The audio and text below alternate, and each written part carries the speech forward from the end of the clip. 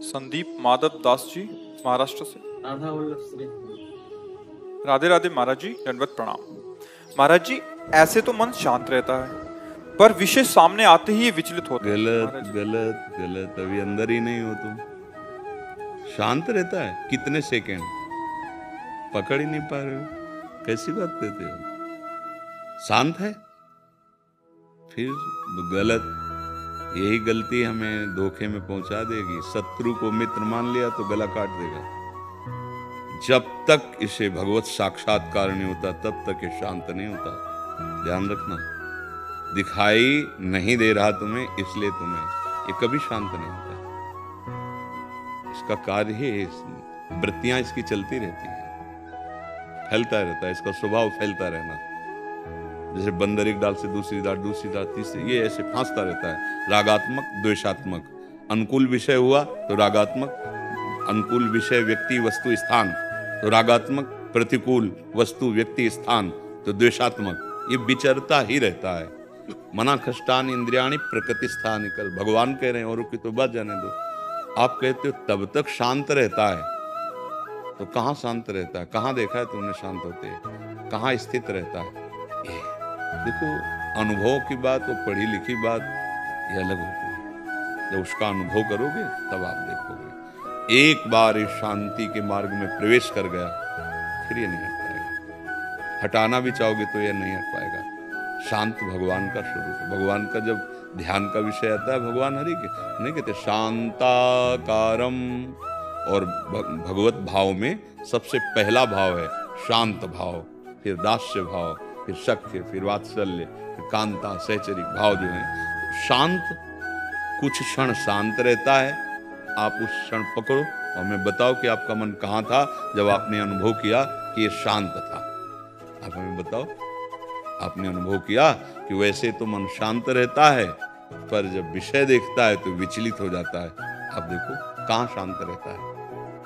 अगर जहां शांति थी तो उस स्थान का नाम है संसार चिंतन का त्याग। त्यागा शांति अनंतरम। जब संसार के विषयों का ही त्याग और शांति का अनुभव, तो जाएगा कहां? क्योंकि उसने अनुभव कर लिया है कि सब मिथ्या है, तभी तो शांति की तरफ आ रहा है। कहां जा रहा है? इसका मतलब हम अभी जैसे स्वप्न में अपने को देखते हैं जगा हुआ क्रियारत, लेकिन वास्तविक हम उस समय जगे नहीं होते। समझ रहे ना? स्वप्न में हम जैसे देख रहे हैं कि हम बाजार गए, सामान लाए, खाया पिया, लड़ाई झगड़ा, दुख सुख सब देखते हैं, लेकिन उसमें कुछ नहीं होता। हम सोए हुए होते हैं, शरीर का स्थूल का भान ही नहीं है और हम अपने को जगा हुआ मान रहे होते हैं। ठीक ऐसे ही हम मन को शांत मान रहे हैं, लेकिन अभी शांत नहीं है। निर्विषय मन शांत होता है। द्वंद्वातीत स्थिति शांत होती है। किसी भी द्वंद्व का कोई प्रभाव नहीं, किसी भी विषय का कोई आकर्षण नहीं, तब उसे हम शांत शब्द देते हैं।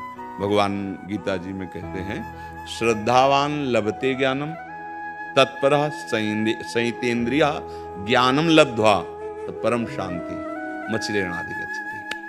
जो श्रद्धावान पुरुष है, जब सत्संग शास्त्र के द्वारा, गुरुवाणी के द्वारा हमें पता चला कि हमारा लक्ष्य क्या है, भगवत चिंतन, नाम जप, भगवान की प्राप्ति, तो जितेंद्रिया, वो अपनी इंद्रियों को संयतेन्द्रिया, संयमन करना प्रारंभ कर दिया। ये नहीं, ये नहीं, ये नहीं, ये नहीं। नाम जप चल रहा है, भगवत चिंतन चल रहा है, गुरु पर, भगवान पर श्रद्धा है, तो आत्मबल प्रकट होता चला जा रहा है। अपनी इंद्रियों को वापस मन शांत होना प्रारंभ हुआ। अब ज्ञानम लब्ध्वा। पहले जो ज्ञान हुआ तो सुनने और पढ़ने वाला हुआ था, अब जो ज्ञान हो रहा है बोध हो रहा है। ज्ञानम लब्ध्वा, अब परम शांति, अब परम शांत। परम शांत, चाहे दुख आवे, सुख आवे, लाभ आवे, हानि आवे, मान हो, अपमान हो, अब अशांति हृदय में नहीं होगी। क्या होता है, कभी कभी सात्विक भाव, तीन भाव है ना, सत्वगुण, रजोगुण, तमोगुण, तो सात्विक भाव आया तो ऐसे बहुत प्रसन्नता होती है, नाम जप में मन लगता है, भगवत कथा सुनने में अच्छा लगता है, पर वो माया जनित गुण है, वो अभी भाव स्थिति नहीं। फिर अचानक भाव बदल जाता है, ना भजन में मन लगता है, ना किसी से बात करने का मन होता है, एक अशांत प्रवृत्ति होती है। कभी कभी मन भोगों में एकदम चला जाता है, कभी मन निद्रा, आलस्य, प्रमाद में चला जाता है। वही भजन करने वाला, उसकी ये गुणों का प्रभाव हो रहा है। अभी मन शांत नहीं होगा। शांत जब गुणातीत होगा, जब तीनों गुणों के ऊपर उठेगा तब ऐसा होगा।